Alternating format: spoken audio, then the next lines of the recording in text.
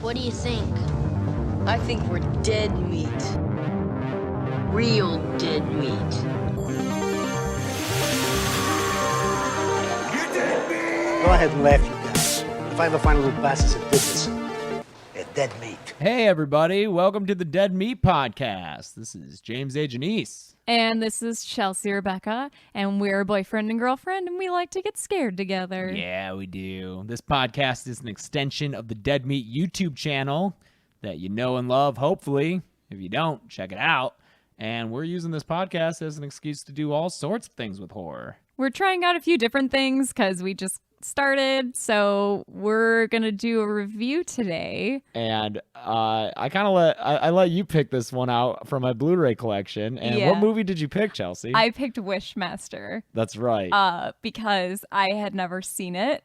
I feel like I've heard of it at least, but the premise, once you explained what it was, it was hard to sway me to pick anything else. Yeah, I did try to lean you in other directions just as a test. I'm fine with Wishmaster, and it ended up being I was more than fine with Wishmaster. Yep. Because it's been a long time since I've seen this movie. I feel like Wishmaster is on, I don't know what I would call it, the tier 2 of horror movies. If your tier 1 horror movies are the ones that even non-horror fans are familiar with, your Fridays and your Nightmares and your Halloweens and your Saws and all that, I feel like tier 2 is the horror movies that maybe those people wouldn't know, and maybe even some casual horror fans wouldn't know. So what, this Phantasm? Phantasm, I would tier also 2? definitely put a tier 2. Maybe Puppet Master? Sure, yeah, Tier 2. Tier 2. I'm trying to think. And we're not saying those are worse. No, It's I'm just saying as far as notoriety goes. Yes. I feel like Leprechaun would be halfway in between the two. Yeah, because I think I knew what Leprechaun was even before I got into horror movies. Yeah, but Wishmaster is, you've done some digging. You know what Wishmaster is? You've probably watched a lot of horror movies. And this movie is actually, I think it's a great little treat for horror fans. It is chock full of horror people. I fucking loved Wishmaster. It's a great movie. Not a good movie. No, it's not a good movie. It's not good at all, but it's so fun. It's in that nice sweet spot of schlocky. It's bad, but it's good. Yeah, and I think that it's not meta, but it also doesn't take itself too seriously. Yeah. It definitely respects the genre and fans of the genre. It was released in 1997. It is Wes Craven presents Wishmaster, but that just means He executive produced. yeah, which in most cases for a movie, not television's entirely different, mind you. For a movie, most of the time executive producers are just the people putting up the money. But I feel like probably more likely with horror, they also may have had some creative input. Yeah, and presents also, the person I always think of is Quentin Tarantino. Yeah. Like, go look at how many movies have Quentin Tarantino presents. It's so many. Yeah, and it's also just kind of like that person is giving their seal of approval. Exactly. So you can trust that it is something that they like, that maybe is it jives with the tone of their productions. Because this comes out a year after Scream. So Wes Craven is hot right now, 97. He is hot. Like, no wonder he had so many people working with him here. He had, you get not only Robert Englund in a substantial role here, but you also get cameos from Kane Hodder and Tony Todd. Yeah, those opening credits were a ride because I didn't know who was in this. So it was like Kane Hodder is like, oh, and then Tony Todd, oh my God. And then Robert Englund, oh my God. Yeah, I was so excited. I don't know if there's any other movie that has Jason, Freddy, and Candyman all together. Yeah. Maybe, I don't know if Tony Todd is in Hatchet, but that might be the case with those. I haven't seen those movies. That's kind of a fun trick question is like, what movie are Robert Englund and Kane Hodder in together? Yeah. It's not Freddy versus versus Jason, it's the Wishmaster. bastards. So the composer was Harry Manfredini. Yep, and he did all the music for a bunch of the Friday the 13th, not all of them, but most notably now perhaps The Game. He scored The Game. And there are a lot of moments in this movie where there are little stingers and bursts of music that sound like they were lifted straight from the game. Just like a trumpet, like with the strings. It was great. That was a lot of fun. The director is Robert Kurtzman, and he's not really primarily a director. He's actually a makeup guy. Okay, so primarily. kind of a Tom Savini. Like, Tom Savini did makeup, but then he started directing and stuff. Yeah, that's right, because Tom Savini directed the 1990 remake of Night of the Living Dead. Yeah. Yeah. Tom Savini shows up in this for like a second. He also we has missed a it. We cameo. had to go back and find him. Yep. And he's in a scene with a cameo from Reggie Bannister, who is in all the Phantasm movies. There's so many people in insane. this. It's Robert Kurtzman, he did makeup on Dream Warrior, Dream Child, those 2 Freddy movies.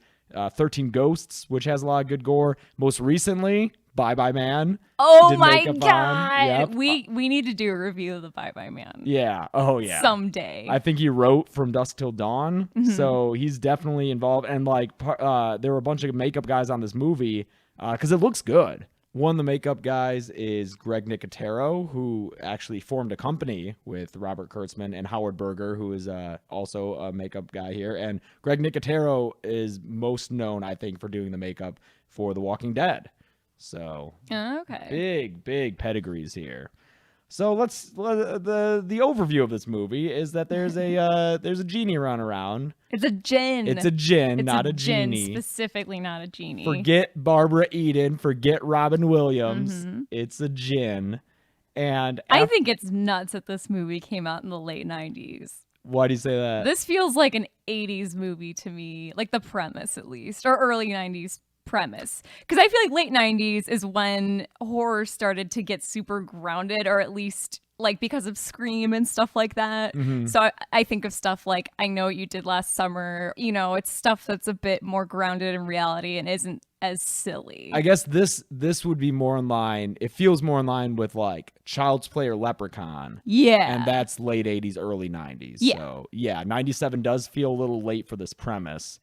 But boy, is it fun. Oh God, it's so wonderful. So it opens in the 12th century in Persia, where there's just a bunch of crazy shit going Yeah. on. Oh, well, don't forget there's a giant text wall at the beginning of this movie. Oh, narrated by Angus Scrimm, the tall man from Phantasm, just in case you needed one more horror legend to be involved in your movie. Yeah, so yeah. There's like two. You have to read like 2 pages of stuff before the movie starts. And it's like about how God created the angels or something. He created light, then light created angels, something. The Jinn got created and they exist like on another plane. I don't know. Once, in a time before time, God breathed life into the universe, and the light gave birth to angels, and the earth gave birth to man, and the fire gave birth to the Jinn, creatures condemned to dwell in the void between the worlds. Yeah, don't start your horror movie off with 2 pages of reading, Yeah. even if you have Angus Scrimm reading it. But so then we're running around a set that looks like it's straight out of the Brendan Fraser Mummy movie. I wrote down on here that this had better effects already than the Mummy. It looked better than the Mummy. Oh, I don't know about that. No, it absolutely does. I thought, which is I'm a mummy defender. I'm a mummy apologist. See, we watched Despite it recently. the racism of it. It's a fun adventure movie that It was happens to be a fun. little racist. It's a little racist. Yeah. But there's a whole bunch of crazy shit going on. People have like wooden heads and there's a chest burster coming out. And like the guy with the skeleton who like his own skeleton rips That out of was his cool. skin. So like right off the bat, it's like, oh cool, we get some cool effects. I like there's a guy who's turning into a snake and he's the like, snake guy. help us. Yeah, you said he didn't even that he didn't get that bad of a deal. No, I'm saying that if you're there and you had to pick like all the things that are going on, if I had to pick, all right, do I want to have a chest burster rip out of my stomach, or do I want my skeleton to like start becoming independent of my body, or would I just want to be a snake? I'd rather just turn into a snake. I guess. This genie, by the way, just made me think of what would have happened in Aladdin if Jafar won and just became a genie, and that's how the movie Ooh. ended. He's like Jafar out of control. Yeah. Yeah. Well, the guy running around looking at all this stuff, and I do say looking at it because he like stops and watches some of it happen for a while just to like give us the treat of checking out this awesome makeup. It's actually Zoroaster, the founder of what is I believe commonly accepted as the world's first monotheistic religion, Zoroastrianism. Famous Zoroastrian, Freddie Mercury. Oh, that's right. He's who I always think of. I can't remember exactly the tenets of the faith or the details of it. I always just, my brain kind of always sticks to fun facts and trivia, and I just know that's like the first monotheistic religion. But this is Zoroaster running around, big historical figure, and he stops the is it a pharaoh? Is it a king? I think the Wikipedia said he was the emperor. Okay, sure. Which makes sense. The Persian Empire, sure. That makes sense. And yeah, this emperor is about to give this Jinn a third wish, but Zoroaster stops him, and he puts him in an amulet. Yep. Yeah. He puts the genie in. He puts the genie. Not the emperor. That's right. So the Jinn goes into this big jewel.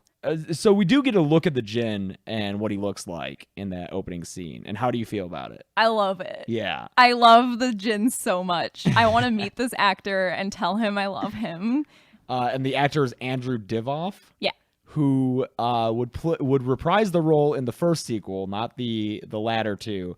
But also, this fucked you up last This night. fucked me up when you found out and told me. He played Mikhail in Lost. Lost is a passion of mine. I will occasionally scream at the skies randomly for what it did in the 6th season because I hate it. Yeah. But I maintain that it is 5 seasons of amazing television. And so to find out that this dude was in Lost, he's the guy with the eye patch, the Russian guy with the eye patch who caused a little trouble for our survivors. He's an other. He ends up outside of a sub, blowing himself up with a grenade, and that ends up killing Charlie. Spoiler alert. You know what's freaky to think about is I bet that those episodes of Lost are closer to Wishmaster than they are to present day. 100% they are. That's weird. Yeah. Yeah, that's weird.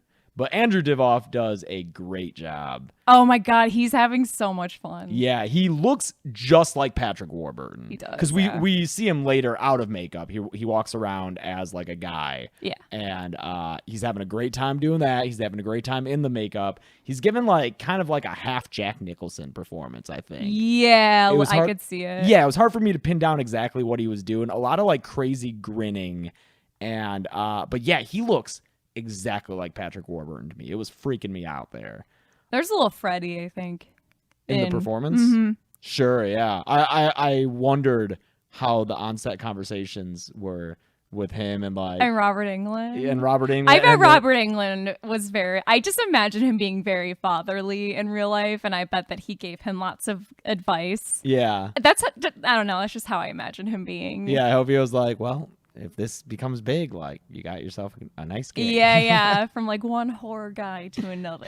God, I really want to meet Robert Englund. All right, now we're in present day. Oh, speaking of. This is the best ever. We go to present day, and it's a dock with a big boat, and they're unloading this crate like no one does. I just never imagine people unloading shit like this, where you have, like, a crate that's clearly super heavy, just hanging from a crane like 40 feet above the deck. Yeah. And then Robert Englund is standing there, and he is clearly a wealthy dude, and he's like, I've been waiting 10 years for this. And I just loved imagining this movie that Robert Englund's not playing a character. Like, this is what he does with his Freddy money, is he just buys artifacts. Yeah. Yeah, they call it an antiquarian sculpture of Ahura Mazda. I'm bad with words. That sounds right, though. Thanks.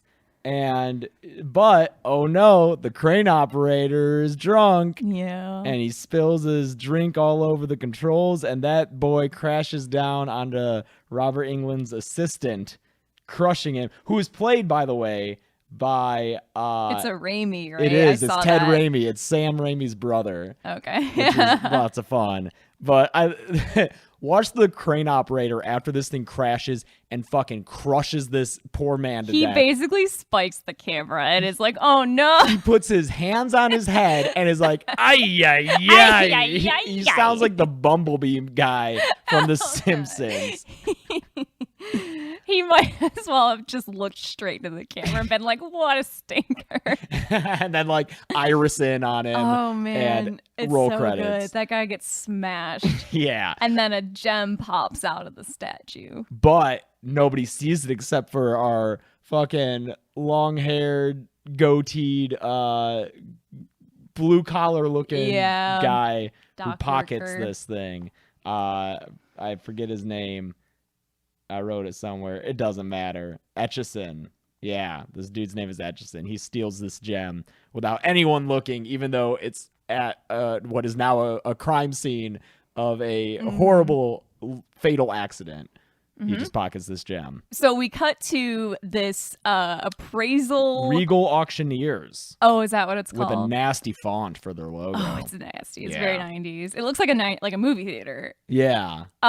So then this pawn shop owner shows up with the fire opal, says he got it from a guy who knows a guy who knows a guy. Like, he's super vague about it. Yeah. And he wants to get it appraised, so he turns it in. Yeah, To and this the auctioneer. the pawn shop's the pawn shop guy's name is Klieg, which is that's a fucking Star Wars name. Yeah. But this is before that ever came. This is 5 years before Klieg Lars was rolling around on his hover chair in Attack of the Clones. My God. So that's fun. But the guy at the auctioneer place, this dude named Nick is the character. Oh man. Holy fuck. His hair is gross. It's parted down the middle, but it's kind of swoops forward a little bit still. And it looks so crunchy. And he has this shirt on that if you went to any Goodwill now would be there. It's like it's like lime green corduroy. It's a with lime zipper. green corduroy V-neck collared shirt. Fuck. It's really good though. It's like the designers couldn't pick a style. They just closed their eyes, threw a few darts, and were like, let's make this shirt. He's a walking green screen. Yeah. Yeah. And the lady up front is Shannon at the front desk, who seems kind of comatose in this scene. So I was very shocked to find out that she was actually like a main character, kind of. Yeah, she's the main character's sister. Yeah, We although find she is this kind of out a later. cipher. We don't really. She's just there to be a someone in distress for our protagonist to worry about. But I just realized it's a fire opal, and fire is kind of the whole baggage that these sisters have, especially Alex, because their parents burned up in a fire. Wow, Wishmaster. Yeah, Wishmaster's working on a lot of fucking levels. deep, man. I don't care what the critics with its 21%. 21%. Say. You know what? That's the sweet spot, though. It is. The sweet spot is between 20 and 29%. You find a movie with that rating on Rotten Guaranteed. Tomatoes, It's a good time. you're gonna Guaranteed. have a fun time, It dude. honestly has worked for us every single time. Yeah. If we don't know what to watch, we look up a few movies, and if any of them are in that sweet 20% range, We've strayed before. We've tried something in the 40s. no, It's just boring. bad. It's just not boring. bad enough to be. It's not bad enough. We've tried something in the teens. Too It's bad. too bad. You can't watch it. Yeah. Yeah. But no, this is in that sweet spot, because in that sweet spot, you get scenes like the tennis match with the 90s music between our protagonist, Alex Amberson. Amber, I noticed, like an opal kind of okay. thing. Yeah. Lots of fun stuff here. And she's playing with her friend Josh, who's played by Jack Lemmon's son, I found out. Oh, okay. So just so many. Okay. So many like relatives of famous people. in It's this weird movie. because I just like I was thinking like, okay, Jack Lemmon's son. What if you get that guy and then you get Jamie Lee Curtis, who's also a horror icon, but then she's Tony Curtis's daughter, and then you can do a Some Like It Hot kind of Yeah. reunion That's fun. special. Sure, yeah, because Jamie Lee Curtis is definitely the same kind of billing as this guy in Wishmaster. Yeah. Whatever Lemon. You know what? I bet they hang out. Josh is hardcore friend zoned by Alex. I thought maybe we could go out. We go out all the time. Yes, we go out all the time, but we don't go out. Josh. There's a difference. You are my best friend. Do you know how hard a friend is to find? I don't want to mess that up. Dates are a dime a dozen. Oh my God. This is a thing where we don't see stories like this anymore because now we're also aware of what the friend zone is and like the cliche of the friend zone. Because he wants to get with her, and she's like, but Josh, I just like having you as a friend. And so, but because this is 97, I believe the audience is supposed to be like, but no, you should give him a chance. He Give wants him a to take you chance. to a ball game. Yeah, no, she wants to go to a ball game. He wants to go to the Oh. movies. Although I guess he Oh, does that's want right. to take her to a ball game. Ball game Oh. for some hot dogs. Hey, yeah. But she's not interested. He says he puts a spell on her and he puts a sweaty so fucking he goes, hat on I wrote her. it down. He's like, I'm casting a spell on you. And then he takes off his sweaty ass hat that he's been playing tennis in and puts it on her head. No fucking thanks. I'd And be she just like, lets ew, it it's sit so there. gross. She like gets in her car. And It's he's probably right his, up in her face. Like, I put a spell on you. Put this gross ass hat on her. It's so nasty. She just drives off with his sweat rolling down her face. Ugh. Yeah. Then so they go back. They work together. He's like, I'm going to the lab, just generic lab. Yeah, we don't see until later that he's actually like an analyzer of the stuff that they get at the auctioneer place, and that it works there. He does the beep boop computer stuff. It's No some good idea beep-boop how and computer stuff accurate here. Yeah. this gem computer science But is. apparently being an appraiser at an auctioneer job, it just doesn't pay enough because you got a midnight as a basketball coach too. Yeah. 'Cause our main I forgot character- about this weird. Now I think about it, why is this? Well, because, honey, There. she tells the middle school-aged girls that she's coaching in basketball that they need stillness to make their shots.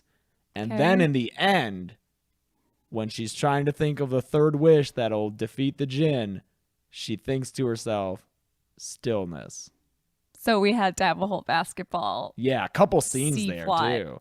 I guess it makes you, see her as a bit more of a person. Yeah, she plays tennis. She coaches kids. She's got it all. Yeah. Except for Except for a man. a man. But Josh is there. Or Yep. is he? Because he won't be there for long because he's examining that gem and doing his beep boop in science. And then his fucking microscope and computer blow the fuck up. Yeah. She has the gem and she's like looking into it and she's like, oh, it's kind of dirty. So she blows on it like, Oh, yeah. and then she rubs it on her shirt, which any appraiser worth their salt would know that's how you wake a genie. She wakes the genie. yeah, she wakes him up by Or the Jinn. just and rubbing him on her. Which I guess you rub a lamp. Mm-hmm. So rubbing it on the shirt. So sure. that awakens him. Yeah, and like and- ties him to her. Yeah, so they're like linked now. Yeah. And so now when this dude, what's his name? Josh. When Josh is looking at Because she says there's something inside of it. Can you check it out? that's right. Would she see a little tiny Jinn little in there? Jinn. Like, hey, let me Yeah. out. So she's like, hey, can you look at this? So he puts it in the gem computer, Yeah. which is like a conveyor belt that goes into this thing. And then has lasers shoot it. And then it's a very 90s computer display that's like analyzing gem. And we were just half expecting it to be like genie detected. But so then his computer blows up. Yeah, I which think. really hurts him in the process. And then the Jinn crawls out looking like a stage 1 DBZ character, honestly.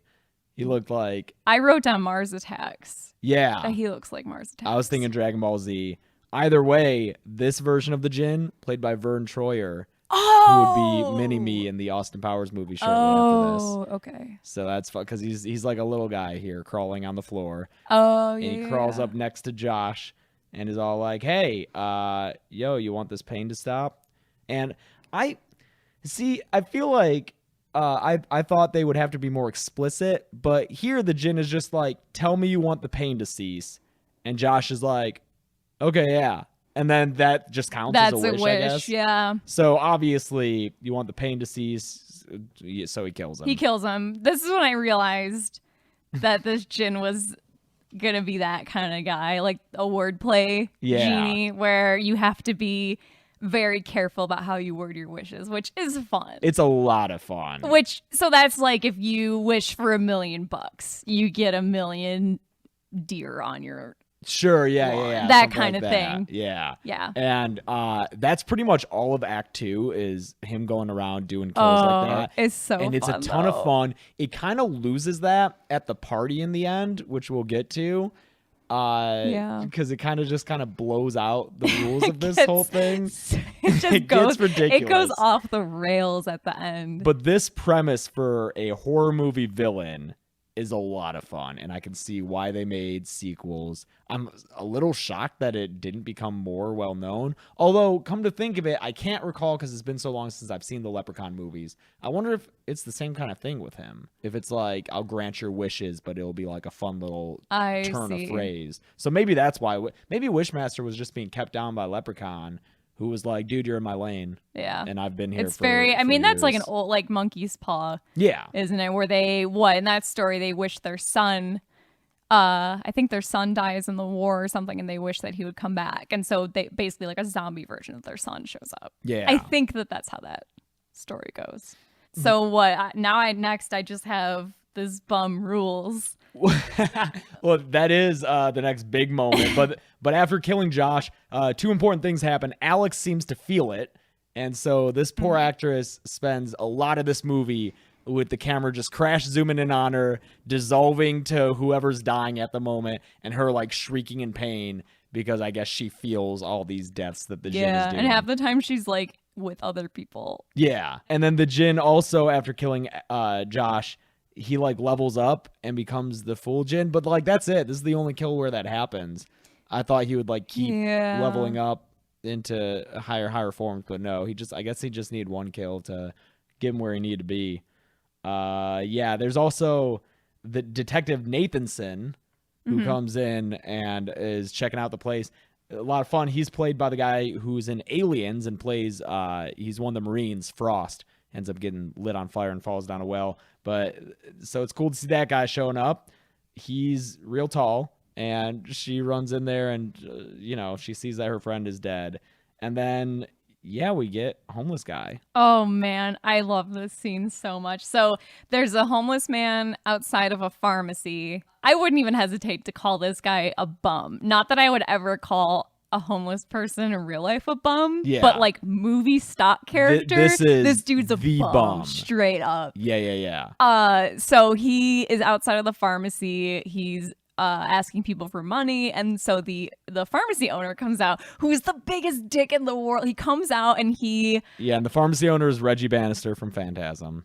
Oh man, this movie's and the homeless guy, I'm not familiar with this dude, George Buck Flower, but he's a character actor who I guess is in like almost all of John Carpenter's movies.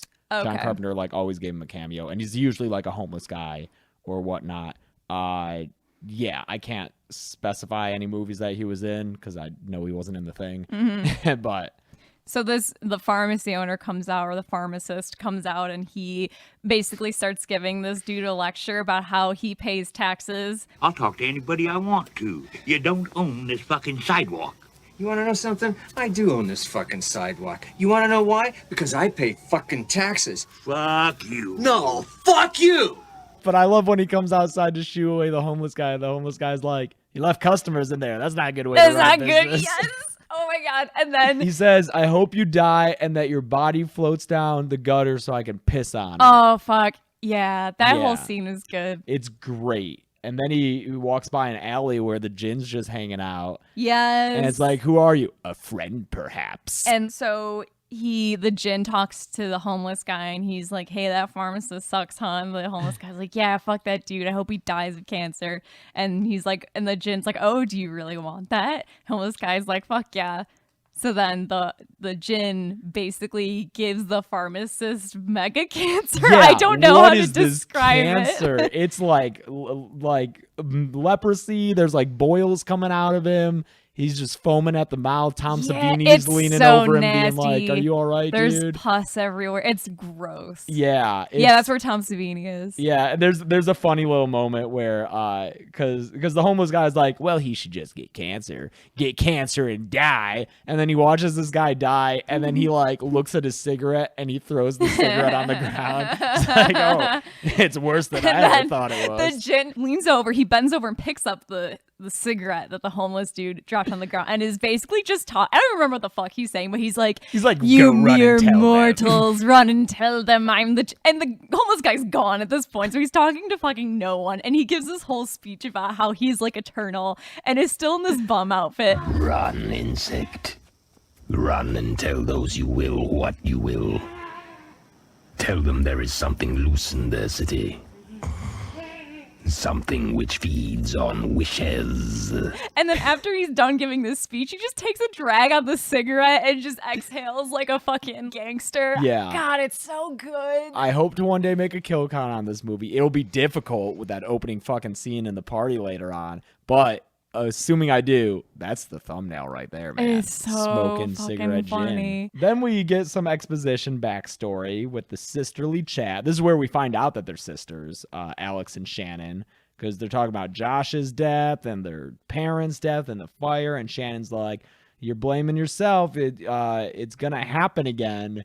You're gonna get hallucinations again." Yeah. And I don't know if this really ever comes back It a doesn't. lot. Other than just like people assuming she's kind of crazy, which is just Yeah, a they staple. kind of hint at Alex having some sort of mental breakdown. After the death of their parents, because Yeah. she was able to save her sister Shannon from the burning building, but not her parents. Right. But so that's some fun backstory for our main character. She's just a fully drawn character, huh? She's got backstory and hobbies and a career. She's doing great. The actress, I don't think, really did anything else, though. Yeah, I think I looked perusing her up, and this Wikipedia. is what she's known for. Yeah. So- Whenever if you click on an actor or performer's name on Wikipedia and that top paragraph says Wishmaster, yeah. Yeah. You know what? That's- I wouldn't be mad. Yeah, right.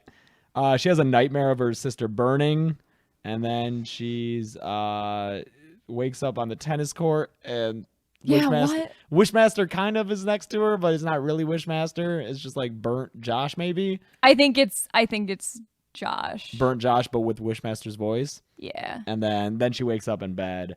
All these jump scares are accented by Manfredini's little stingers, which is a lot of fun. It's just as someone who played that game a lot, Friday the 13th, it just felt like I was playing that game. Yeah. It's like, oh shit, Jason's here. Yeah. Then she goes to the Department of Science, or no, she goes to a museum to talk to Robert Englund. Whose character's name is Beaumont, but we're just gonna call him Robert Englund. Yeah. Because come on. At first I thought it was his house. Yeah. It's not. It's a museum. Yeah, and we find out he is not a very nice guy. He's much more concerned with his statue than his assistant's life. Just your average evil rich man. His hair is weird. Oh yeah, his hair's also doing weird It's stuff. all like gelled down. You know how Betty Boop has like gelled hair that's like in little curls, but they're flat to her face? Yeah, it's real That's what's gross. going on with his hair. It's unfortunate. Yeah, 90s were too gelled up. And I was also guilty of that in the 90s. I would just slather on the gel. People ask me now how I do my hair and what gel I use. Step one is don't use gel, Don't dude. use gel. I use a paste, a little grip cream kind of thing. But gel is just, oh man, I'm just imagining like that LA Looks or whatever gel is coming out of the bottle. It's all blue and there's like bubbles and shit. That stuff smells good though. It does smell good. Hell on your hair though. Yep. At the Department of Science, though, there's like this shot of a guy with a jar of eyeballs. Oh my god. Yes. Okay. So it's where is this at? I think it's the morgue or something. Oh, it is the morgue because it's the guy.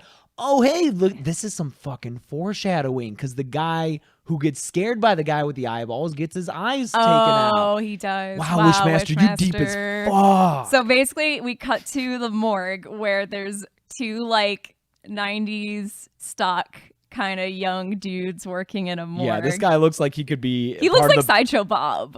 He does. I was gonna say he looks like he could tour with They Might Be Giants and play like drums for them or something. Mm-hmm. So we see this morgue technician, and then there's a guy who pops out and is like, "Blah," with a jar of eyeballs, and it's like, "Gotcha, man," and leaves, and we never see that guy ever. He just leaves the morgue with this jar of eyeballs. Like, that's another movie right there. Oh man, I bet he does that all the time. Like, what's he fucking doing with those eyeballs, man? Yeah.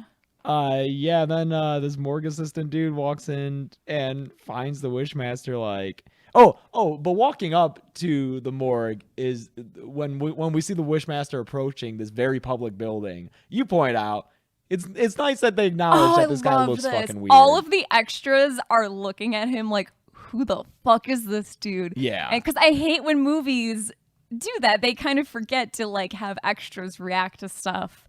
Like if someone looks weird or something weird's going on. But I like that this movie is like, no, everyone knows that this guy's weird looking and he does not blend in, even though he's got a homeless dude costume on. So Sideshow Bob finds him, and this is when Wishmaster's getting his Patrick Warburton face, and he's stealing it from this dead guy in the morgue. And the morgue dude finds him and is like, "Oh my god!" And Wishmaster's like, "Do you want to not see this shit anymore?" Yeah. And the guy's like, "Yeah, sure, man, I don't care." And then his eyes disappear, which is revealed in a fun little camera movement that swings around from the back of his head to the front. And I think this was like a shot that I saw on a DVD I had of like crazy killers, and this is how I found out about Wishmaster, was this scene was on there. Because then it's that crazy slanty distorted shot of his Patrick Warburton face, and he's like smiling, but like the camera's super skewed, and it doesn't. So he really... gets like he gets a person face from the dead body he was fucking with. Yeah. So now he's got this person face that apparently is sexy as hell. Yeah, I guess. Yeah. Oh, really quick. I just noticed in my notes, in Robert Englund's gallery, we get a little Pazuzu cameo, which I appreciated. Oh, yeah. He's got like this hall of like statues of gods and Pazuzus hanging out. Which must cost like billions of dollars. Yeah. And Pazuzu's in there just for another horror thing, dude. Yeah. I love it. They care so much. Yeah. Alex goes and meets wait, no, you were gonna talk about the Gene looking sexy. He goes to like the clothing store to get a suit. Yeah, which is a very good scene. Yeah. He goes shopping. We get our shopping montage. Surprised we didn't get a bunch of shots of him like coming out in different outfits and like people being like thumbs up, thumbs down. But I guess this guy doesn't get any thumbs down because the chick, she wants him. Yeah. What's her name? Anella? Something like that? Yeah. She is into him. And he does a little nice party trick when he asks her cash. Oh my god, she's ringing him up and she's like, cash or credit? And he's like, cash. No, he's like, what do you want? Oh. She's like, I guess cash. And then cash in her boobs. That's right. Cash shows up in her cleavage. Yeah. And then he gets real weird. And this is what I'm like, please leave my store, sir, is when he's like, you know, you're very beautiful, but doesn't it totally bug you that you're going to die one day and be old? And she's like, I guess. I don't know. I really appreciate her reaction. It's very stoic and measured. She's like, I guess that's life. Yeah. You know, happens and he's to like, everyone. but wouldn't you totally want it to not be that way, though? And she's like, I guess. And so he's like, very well. And then so she can remain beautiful forever, he turns her into a mannequin. Yeah, a very strange looking mannequin. Really creepy looking. I don't know why they didn't just get like a regular mannequin. It's really weird. Yeah. Which if I do a kill count on, I was all prepared to chalk that up right then. But later you see that when he's collecting his souls, she's kind of still alive in that mannequin, dude. Yeah. You see her eyes like roll up into her head. So I guess she's just chilling as a mannequin, which that sucks. Yep. Alex goes to meet Professor Derleth. Oh, is this Emma Thompson lookalike? Yeah. The folklore professor. And she's the one who's like, forget Barbara Eden, forget Robin Williams. Too soon, lady. And she's fun. She's a lot of fun. She's like directing this play going on. And like not giving Alex any attention, but Alex is forceful. And then she's like, "Oh, I like you." There's an acting student does a jump scare with a mask. Oh gosh, yeah. just for the jump scare. But she just gives a lot of exposition about how the Jinn, they're evil. They're just totes evil. They're not like our popular culture Jinn, and that like their power is with wishes. Yeah. And they basically exist to make humans miserable. Like that's their goal. Yeah, that's a fun little scene. Mostly because it's a fun acting stuff. You know what's a fun scene though is the one that I think is next. I have it written down Police as station? next. Oh no, but that is a crazy Police scene. station scene's insane because the Jinn walks into the police station to talk to Nathanson, that the cop played by Frost, and he's trying to get Alex's phone number to reach her. I find that hilarious that he's limited. Yeah, he can't he's find her like phone number. eternally powerful, but he can't use a phone book. Yeah, he has to fucking create a diversion so he can steal her business card from a file. But he's talking to this cop, and the cop just starts like bearing his soul to this complete fucking stranger. Yeah. Because the Wishmaster's like, hey man, why you feeling so bad? And the cop's like, you see that guy over there? Man, I just want to bust him. He's always getting off. He's nothing ever sticks to him. He's like Teflon. I just wish we could bust him for first degree murder. And so the Wishmaster makes it so this guy just fucking grabs a gun, shoots two cops dead, rips the jaw off another guy. Yeah. It's so it awesome. was so gross. And during the kerfuffle is when the Jinn steals Alex's business card and gets her number. Yeah. Gets them digits. Yep. Fun scene right there. What were you thinking is next? When he goes to the auction house and Kane Hodder's there. Yeah, that's after Alex does some research with some wine and cigarettes. Oh my god, white wine and cigarettes. Yeah, she is having a night. Oh man, she gets out all her textbooks and it's just a montage of her like up all night smoking and getting wine drunk. Yeah. Learning about Jinn. You go, Alex. Yeah. You have that night to yourself. It's weird how if this movie were made today, it'd be red wine. Yeah. I feel like red wine is in vogue right now. Yeah, I wasn't aware that white wine was maybe more popular back then, but yeah, red wine's definitely the preferred wine now. And she wouldn't be smoking. She would not be smoking. Last time we had like a protagonist smoke was Avatar, and people made fucking a huge deal of it. That's right. Sigourney Weaver smoked, and everyone was like, "Why is she smoking?" That's right. Sometimes characters smoke. Yeah. You know. Yeah. Yeah, but I guess definitely more frequently in the 90s. Mhm. But yes, you're right. Then we get our Kane Hodder cameo. Oh man, this is another very good scene that kind of sealed for me how much I love this movie in general. So he goes to the auction house, it's after hours, and he basically, there's a glass door, and so he is talking, the Jinn is talking through the glass door at the security guard played by Kane Hodder, and he's like, hey, I need to talk to your boss. And Kane Hodder's like, it's appointment only. I'm sorry. And he's like, I have to get inside. He's being super creepy about it. Yeah. He looks like a normal dude right now, like a dude wearing a suit. And Yeah. he's like, basically just badgering Kane Hodder. And then Calls him Little Man. Which yeah, is little man. hilarious. I've dealt with your type before, little man, or something. And then how does it go? Somehow Kane Hodder Says, I wish you would I wish leave." you would get the fuck out of here or something. And so then what happens, and this is the funniest shit, Yeah. is the Jinn, like involuntarily, it starts turning around because this guy wished he would leave, and he's just going, no, no. No. I have to get inside. Well, now you'd have to go through me. And that is something I would love to see.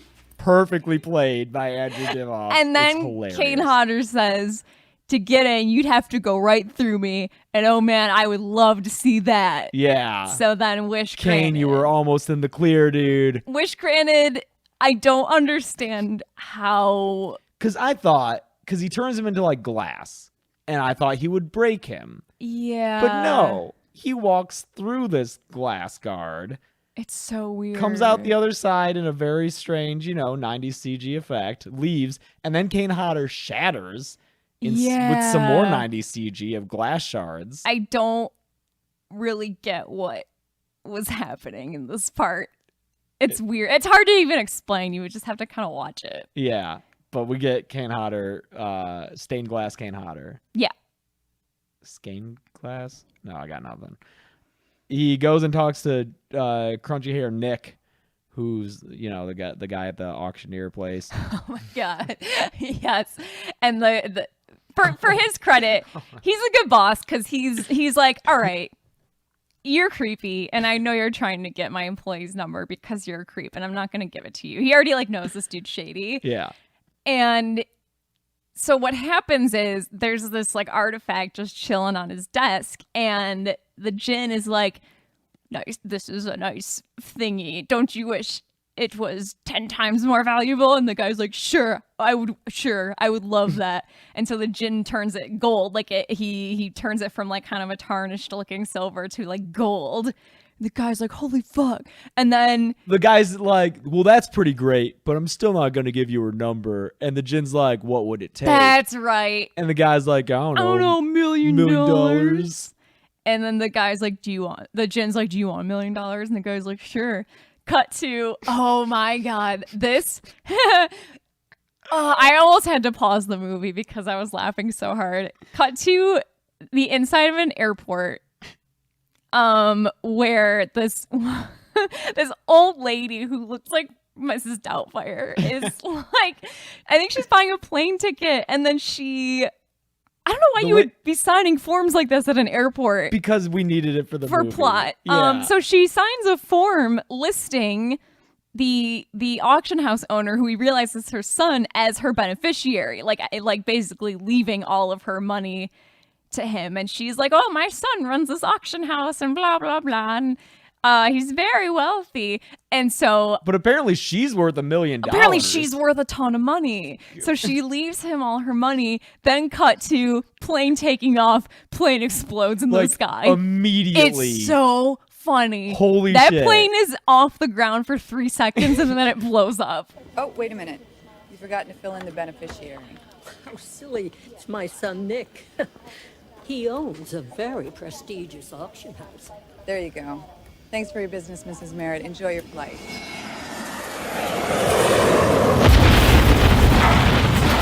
He killed so many people with that, man. Oh my god. But it was so sudden. It was just like I thought maybe she would have a heart attack or something. No, he kills a whole fucking He kills plane, a plane dude. of people. Oh, it's great. Fuck, it's so funny. It's so funny. Then he collects all his souls. I claim that which is owed. And we see all the people and their souls leaving. So that's the Officer Nathanson, the bum, the eye guy, the mannequin. All their souls are just... Oh, and Nick, crunchy hair Nick. Wishmaster collects all those souls, and it's like, okay, that's an act break. We're moving into final stuff, I think. Yes. So Alex goes to visit that professor we were talking about earlier, the Emma Thompson looking lady, who we quickly realize is actually just the Jinn. Yeah. Disguises her, because Alex shows up and this lady's like, do you want something to drink? Do you want me to turn on the heat? Are you cold? Do you want me to do that? And he's trying to just bait her into saying yes to something. Yeah, he's trying to burn through the 3 wishes that she needs to get. Yes. And she's like, lady, I don't want your maker's mark. I don't want the heat. This cabinet's totally nice. Your boss would love this. As she's opening Maker's Mark and is like, this is very fancy. Yeah. Yeah. Very fancy alcohol. I'm a Jinn. I don't know. They melt actual wax on the cover. Yeah. It must be nice. But then he also uses expressions such as shit just hit the fan. Yes, He shit. says that I in the wrote, scene. quote, shit just hit the fan, didn't it? Unquote. So he does reveal himself as the Jinn to Alex and gives her a freebie wish, I think, and she wishes for him to blow his brains out. So he does with some fun little effects.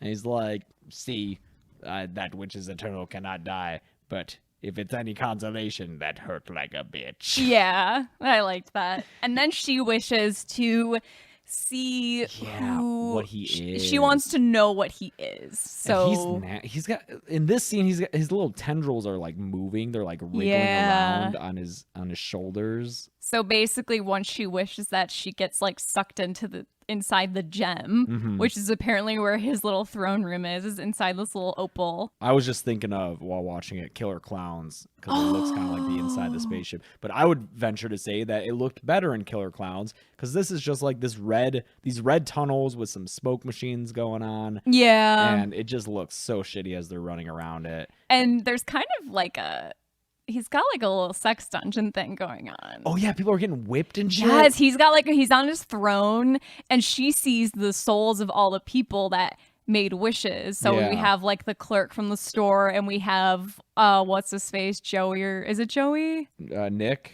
I don't know. Crunchy hair. That's the auction guy. Yeah. Who's her? Josh. Oh. Right? It's all those people, and they're all getting like whipped and stuff. Yeah. Yeah. Yeah. And then he's got a dog. He's got a dog. He's got a genie dog. A real shit looking dog, dude. Yeah. This dog does not look good. And why does he have a dog? I don't know. We don't see it any other. It chases her like it's the alien in Alien 3. Yeah, He's like that's what I thought of. Yeah, he's like chasing her down these halls. He's like going on the ceiling. It's a first person point of view. It's literally Alien 3.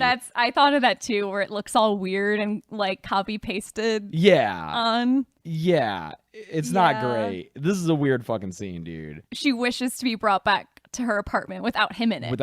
And then she is zapped back, and then the phone rings, and she knows it's him, so she picks up and just goes, "Fuck you," and it hangs up. No, when the phone rings, it's a crash zoom on the answering machine. It's like this hardcore crash zoom. Yeah, and it's like bell sound. But then we exist. Yeah. But then it's not that she like answers it. He leaves her a message. Also, oh my god, that's right. It's like leave a message at the beep. Hi, it's me, the Jinn. 2 wishes in. We're so connected now. Wherever you go, there I'll be. Wherever you are, I will find you. Fuck you!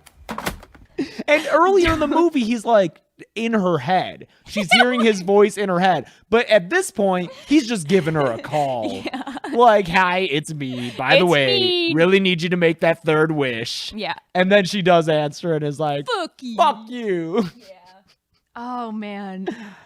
Oh, and then, so she's like, oh, I got to get to this party. Robert Englund's throwing a party because she knows her sister is there. Yeah. But on the way there, there's just a random scene of her driving to the party, driving like crazy all over the road, stopping in the road, and then the Jinn's at her window, and he's like, going my way, and she like drives off, and that's it. Like, why? It's so nuts. We did not need. It's great. How did that not get cut? I don't know. Just have her get to the party. Yeah. So she shows up at the party, and this is when I actually no, he gets to the party first. Oh, because we get our Tony Todd cameo. Oh yeah. As Johnny Valentine.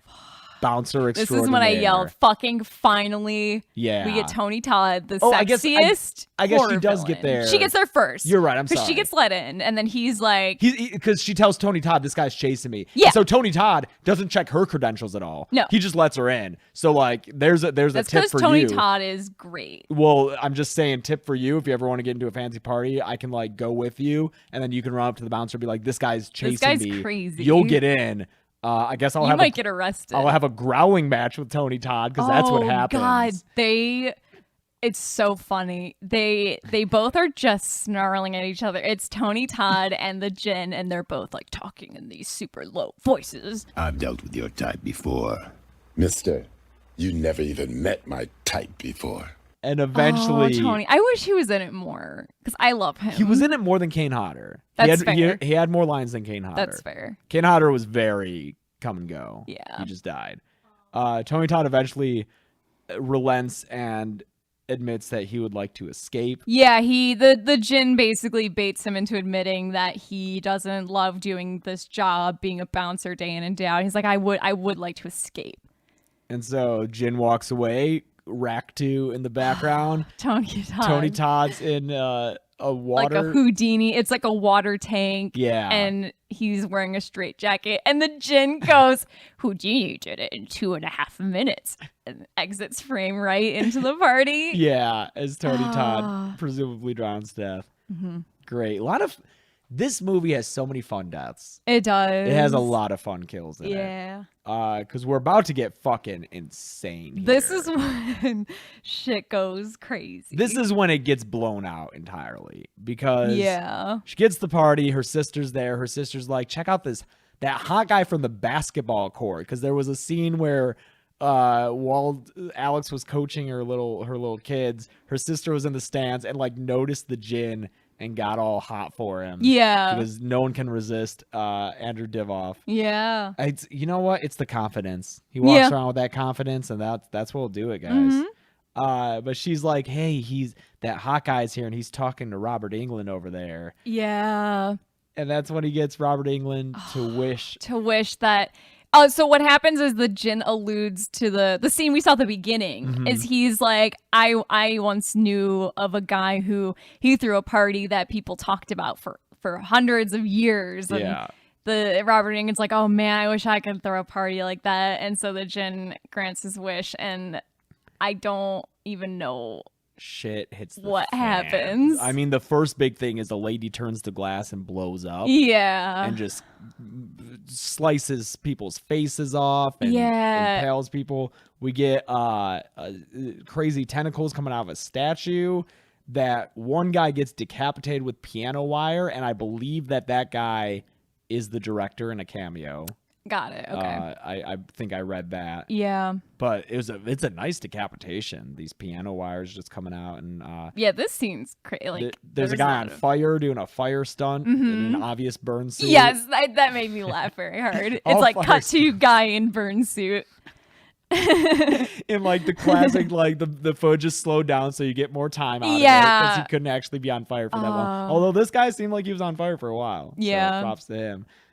Listen to the music of their agony. Oh, so fun. And his eyes like roll back in his head, and he's rock hard, you know it. Yeah. All these, so this is the point of where I'm like, nobody wished for a fucking piano to kill people or for these statues to come to life. He's just having fun. This is the writer being like, you know what, I've made it this far. I liked the statues a lot. And this is after she already saw one statue come to life and throw a trident at her. Yeah. So she knows that So she knows that this is the thing. Yeah. Oh, this is also after Robert Englund spits up a black lung. Fuck. Like, what is that? I wrote down, one of my notes is just, I hate seeing Robert Englund like this.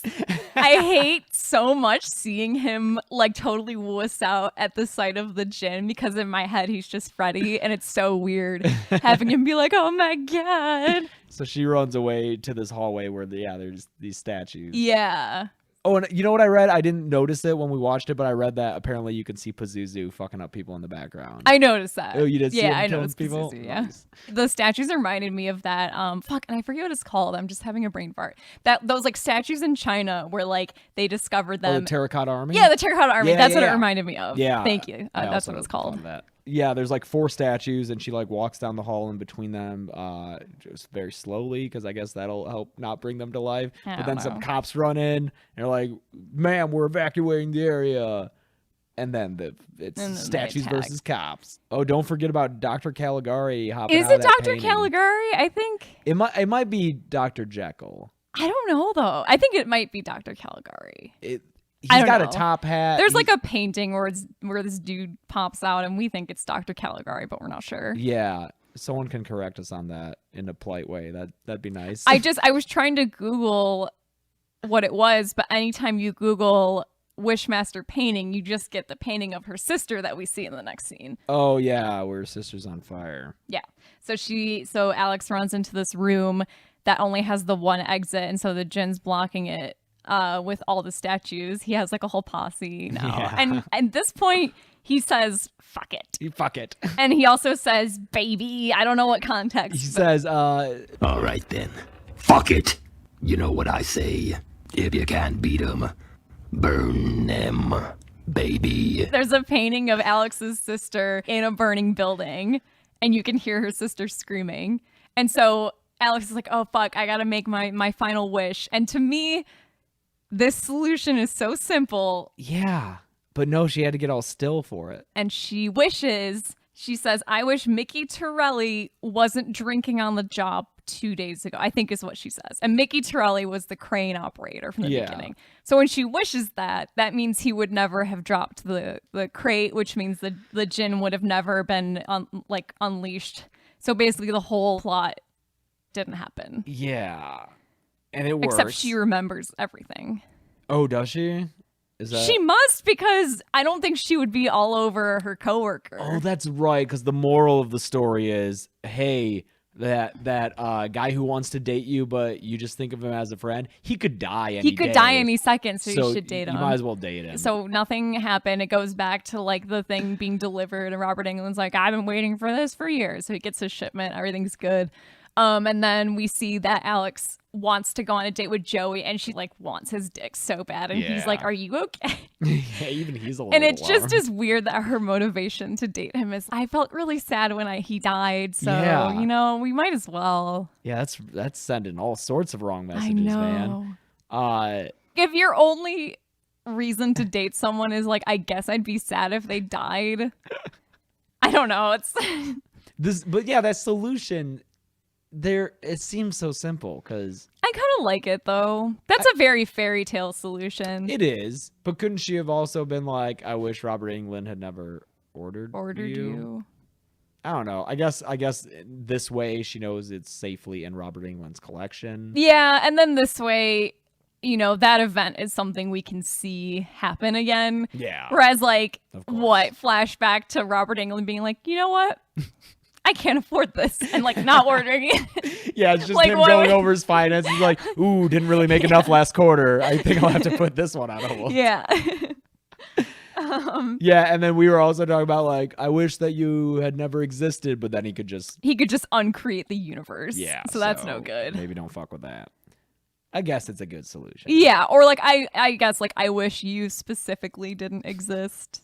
Dude, so I'm sure he'd find a way. He'd find a way, yeah. She did it though. She did, yeah. And doesn't he say like, not by you? Not by you. He basically is like, no. And then he gets sucked into the gem, and there's like a fucking, it's like the mask. He's getting sucked in, and then his eyes kind of like pop out. It's very silly. So anyway, yeah, so life is normal. Robert Englund gets his statue, and then the very last shot of the movie is you see his gallery of statues where like Pazuzu was and stuff, and it zooms in to where the statue, there was like a space for, was it Ahura Mazda? Yes. And then it keeps going, and it zooms like into the statue, and that's where the gem was. Yeah. And you see the Jinn sitting there in the gem, and he's waiting to be unleashed. Yeah. So sequels. Yeah. So that's Wishmaster. How do you feel about Wishmaster? I feel like I it's fucking obvious. love Wishmaster. Yeah. Wishmaster is like, it has a place in my heart now because it's so stupid and so fun and has Tony Todd in it. Yeah. And I love Tony Todd. This movie has a lot going for it. It's really does. So many kills that are like so fun. All of them are fun.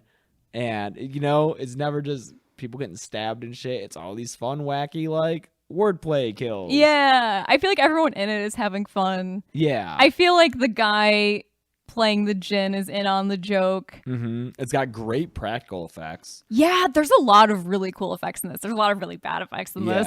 But I feel like for every bad effect, there's a really good one. Mm-hmm. Yeah, because like it does use some 90s CG, but like whatever. It could have. It looks bad, but it's this not movie. all. I think we talked about this, is just for the year it's made. This is when everyone was like, we gotta have CG in everything. Yeah, this was like starting to ramp up to that. Late 90s, everything from them looks like shit.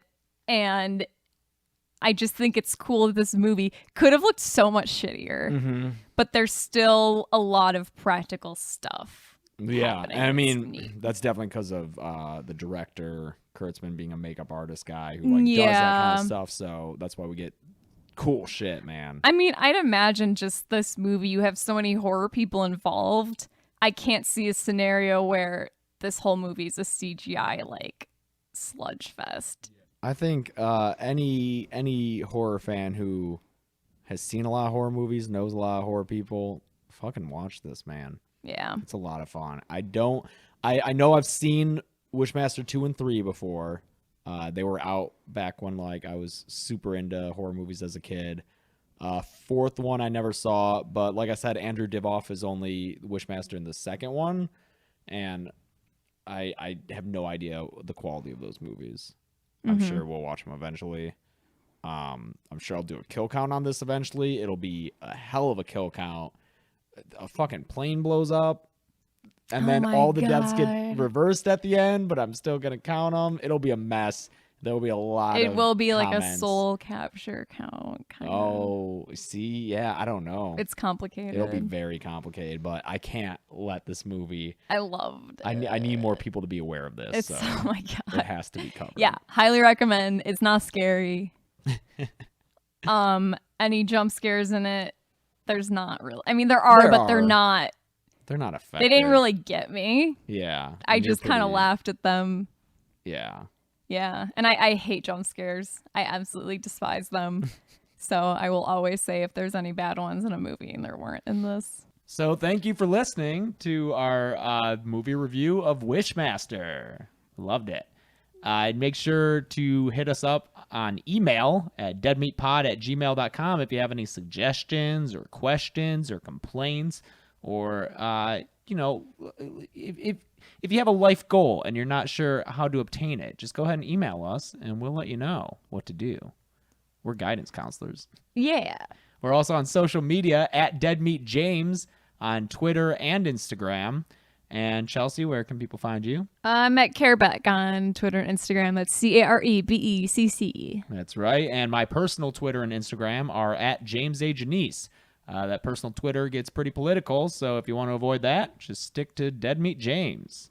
And thank you guys so much for listening. Yeah, thanks for listening. It's been a great time with the launch of this podcast. We never expected it to do as well as it has. So thank you so much for listening and subscribing. And make sure you keep that up. Leave reviews on iTunes.